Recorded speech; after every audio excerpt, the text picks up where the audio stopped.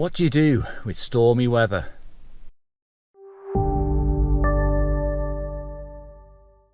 Well, the first thing to do is to get out of bed, because you're not going to get any interesting images sat at home, are you? So I've come out to a Welsh slate mine, which I've shot before with a pinhole camera, and I brought the right camera for the job, I think, today.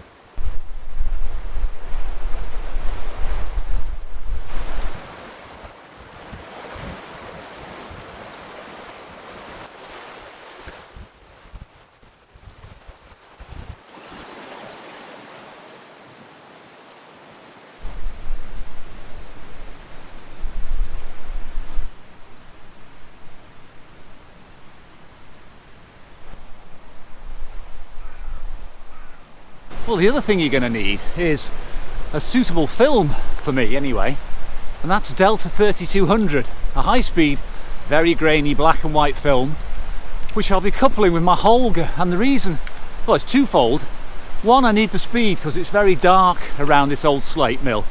Probably get away with pushing HP5 Plus to 800 or 1600, but Delta 3200 has a much softer contrast. Now, I don't want this to go to Sutton whitewash, so I think I'll give the high-speed film a try today.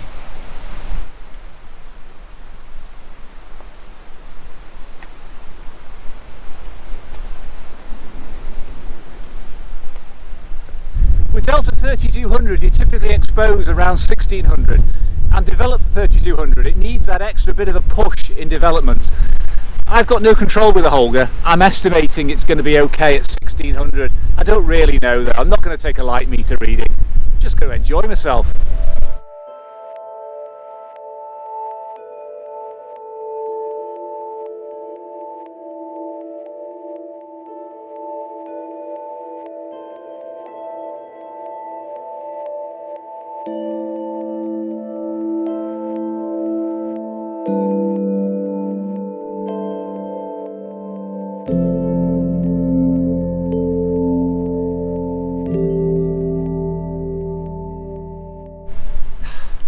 Well, I've got a bit of shelter inside the old slate works here. Beautiful building. I mean, the construction is fantastic. But anyway, back to the point of today's video. Today's video is all about getting out in bad weather and shooting with appropriate cameras. Now, I could come here and shoot with any of my cameras, probably apart from the large format because it would blow away. But I've chosen the humble Holga because, a bit like the pinhole when I came here a couple of years ago, it sums up the mood of the place, and the mood is very, very melancholy, very grim, very austere. And I'm also shooting with a high-speed black and white film to get the grain. I don't want this smooth. It's not all about detail, it's all about the atmosphere in here today. So I am just going to wander around with this camera and shoot whatever takes my fancy.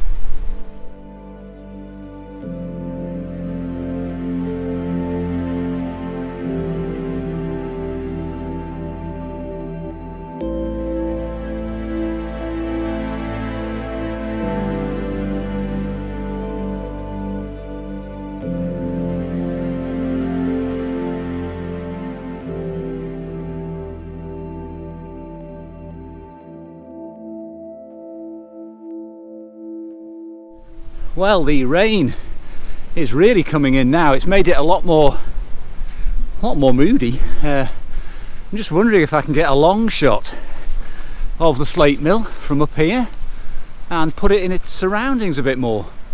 Worth a go.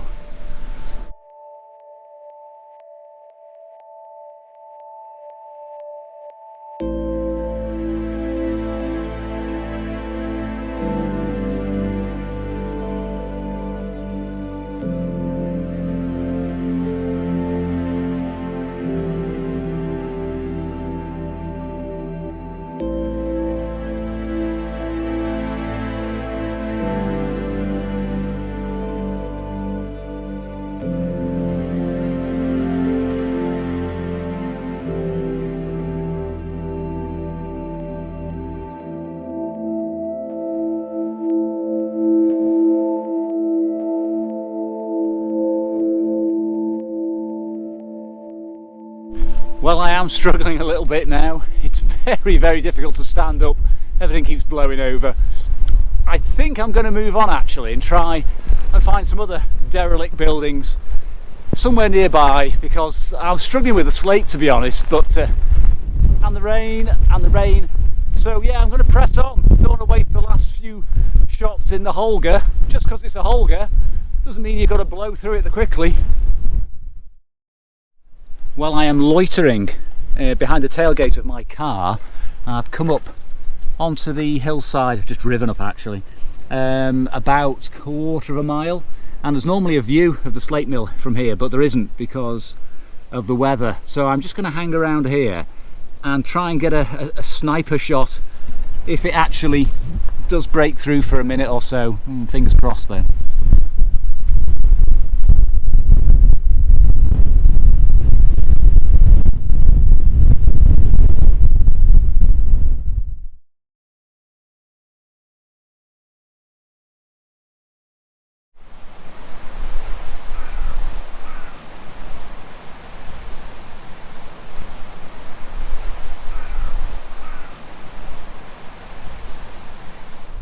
Well, I've been able to find what I'm looking for.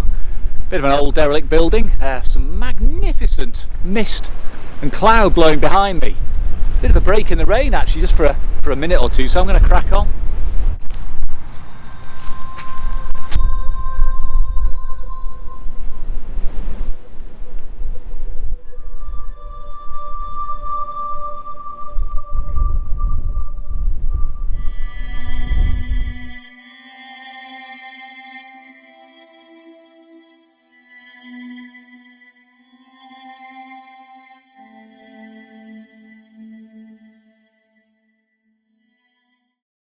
Well, despite the weather, or maybe because of the weather, I really enjoyed myself on that little outing. Now, it was probably only about an hour or two, and I was very cold and wet, but having got out, having made the effort, and having gone to such an atmospheric location, I do think I actually made quite a good job of it, if I do say so myself. And yeah, I think the Holger was absolutely perfect, but I will admit I did cock up with the exposure. I should have taken the light reading with the iPhone, or yeah, I've got, you know, apps on the iPhone will do for the Holger. It's not that accurate. And if I'd have taken a light meter reading, I would have realised straight away that I needed something like about an exposure index of 6400 at least. So I should have pushed the film in development. Having said that, the inky black shadows, which you can see in the pictures, in some of them actually contribute to the overall effect. So quite pleased with that, really. Now, another thing I did, I got home and I went into my darkroom and I've made a small print of my favourite shot from the actual day out, which was the last one from the slate mill. I'll show it close up. Now, what I like about this print is it's a darkroom print, so it's got something of me in it. I've actually spent time and effort. I've gone through the process of selecting the paper. Now, this is a paper called Foamatone 532 Nature. It's a fibre-based paper. I do nearly all my printing on fibre-based papers. And what I like about it is it's got something of character in it, which the inkjet prints just don't seem to capture for me. There's a nice texture in the paper. Now, you can get textured inkjet papers, obviously. And it's not perfect. You know, it's very hard to make an exact darkroom print the way you would like to make it unless you're a real master of the craft. But I enjoyed it. I enjoyed the whole process of being out, of shooting with a crummy camera with a single element plastic lens, of developing the film, of going into the darkroom, of getting wet, of making the effort. So it's become a memorable trip for me. I really enjoyed it. Anyway, there is going to be more on Delta 3200 and sort of bad weather coming up, hopefully in the next video, probably the next one. But it's a different camera, and I did manage to take a meter reading this time and realise my mistake. So yes, it's a lot better exposed. And again, I got soaked, but that again is part of the fun. So if you've stuck with me this far, I hope you've enjoyed the video, and I will see you again on the next one with the Delta 3200.